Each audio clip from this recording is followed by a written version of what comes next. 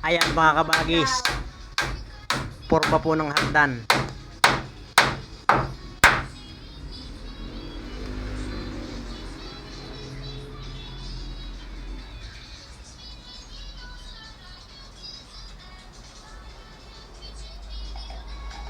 Magpapadaos-dos na lang tayo dyan sa hagdan.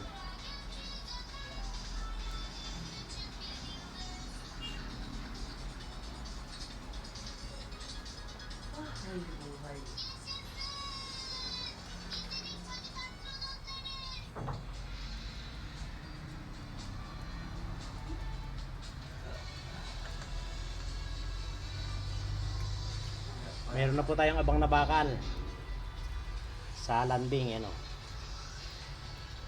Yan po yung nakabaon sa hollow block.